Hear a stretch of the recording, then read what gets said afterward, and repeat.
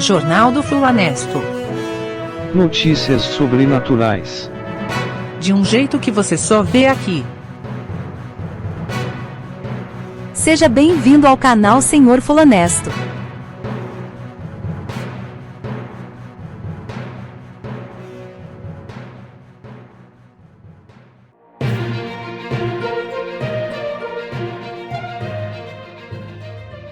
Olá, minhas queridas amigas e meus queridos amigos.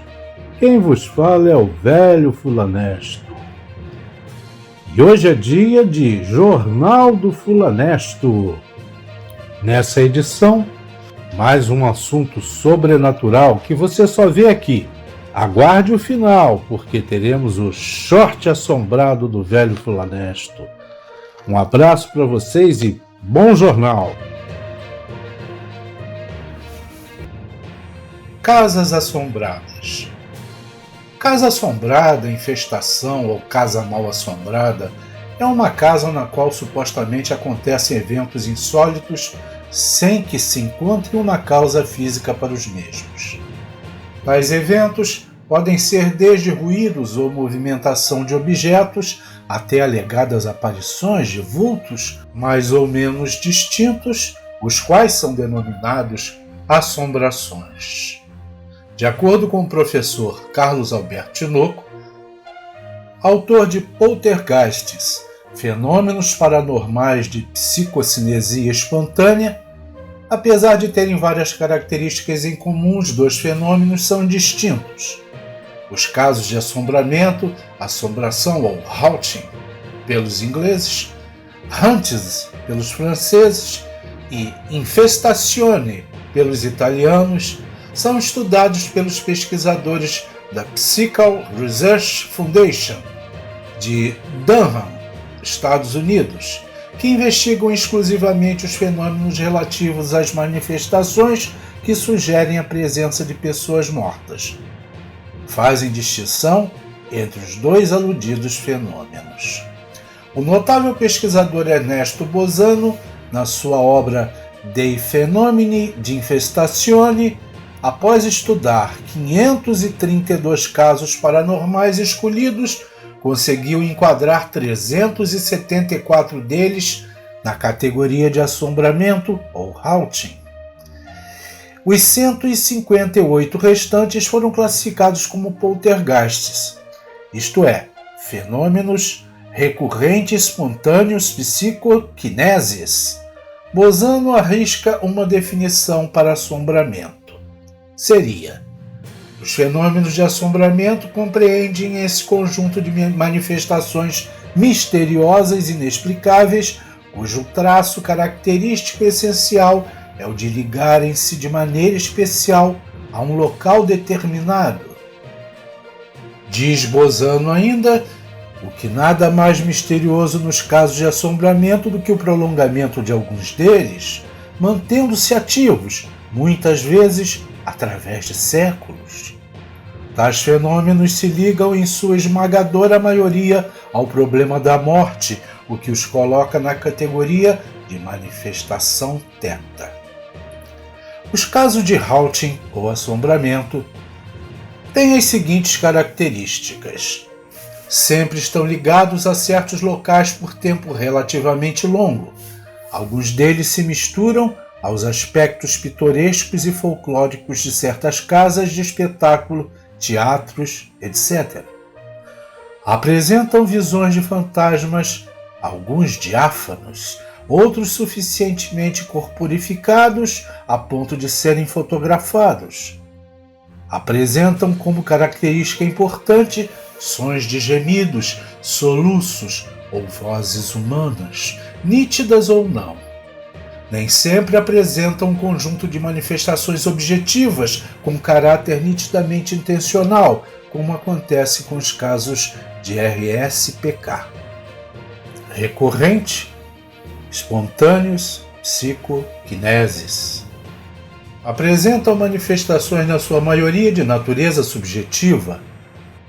Apresentam, em alguns casos, visões de fantasmas cujas características individuais, como vestimentas, posturas e outros detalhes, são sempre as mesmas, apesar de tais visões serem observadas por pessoas diferentes e em épocas diferentes. Muitos fantasmas são vistos trajando roupas em moda há vários séculos. O confronto dos depoimentos das pessoas vítimas de assombramento, geração após geração, revela que um mesmo tipo de fantasma, por exemplo, encontra-se como que ligado ao local assombrado. Bozano acredita ser essa uma das características marcantes do fenômeno. Para ele, a fixação do agente θ, ou seja, do fantasma, a certos locais, está na razão direta da intensidade daquilo que o referido estudioso classifica como monodeísmo.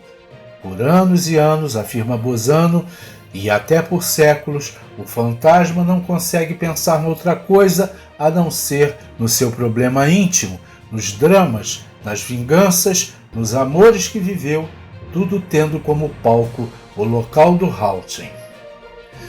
Diferentemente dos casos de RSPK, não apresentaram até hoje evidências seguras de que estejam ligados a uma pessoa, chamada de epicentro do fenômeno. Os fenômenos de RSPK, talvez por serem mais registrados e estudados, comportam uma classificação de um estudo mais detalhado. Genericamente, os fenômenos de poltergeist. Esses possuem outras características. Caracterizam-se pela movimentação paranormal de objetos, fenômeno que é conhecido por transporte ou aporte. Apresentam como característica mais importante uma intencionalidade, seletiva ou não. Assim, por exemplo, o RSPK pode queimar mais predominantemente as roupas de determinada pessoa ou atingir mais fortemente o cômodo da casa habitado por alguém. Pode provocar travessuras com o propósito de assustar, pode também manifestar-se até que determinado compromisso seja desfeito. Por exemplo, divórcio, casos amorosos, etc. A intencionalidade, quando pode ser constatada, é a característica mais importante dos fenômenos de RSPK. Lembrando que RSPK, numa tradução estreita, significa cinese espontânea recorrente. Continuando, os poltergeists apresentam em algumas ocasiões ocorrências de combustão espontânea, que nós já vimos aqui numa das edições do Jornal do Sr. Fulanesto. Apresentam alguns casos especiais de transporte, que se caracterizam pelo fato de objetos serem retirados de dentro para fora e vice-versa, de recintos, armários, cofres, estando estes hermeticamente fechados. A penetração paranormal da matéria através da matéria é chamada de hiloclastia por René Sudré. Podem apresentar casos de desaparecimentos de objetos diversos, tais como dinheiro, joias, roupas, etc. Podem apresentar ruídos estranhos, tais como sons provocados pela quebra por impacto de adornos e utensílios domésticos, vidros, quadros, louças, etc.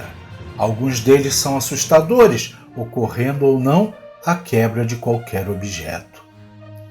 Apresentam sempre de início queda de pedras de tamanhos variados que provocam ruídos e podem danificar a residência atingida. Outros objetos, tais como pedaços de madeira, rebocos de paredes, cacos de barro ou pilhas elétricas usadas, por exemplo, podem também ser atirados contra a casa que está sendo vítima do RSPK. Deve-se destacar que, na sua grande maioria, as pedras e os demais objetos atirados raramente são vistos iniciar sua trajetória. Aparecem misteriosamente no ar e são vistos ou em movimento ou surgindo nos locais para onde são transportados. Podem apresentar casos em que os objetos que são deslocados formem trajetórias anormais, em desacordo com as leis da dinâmica.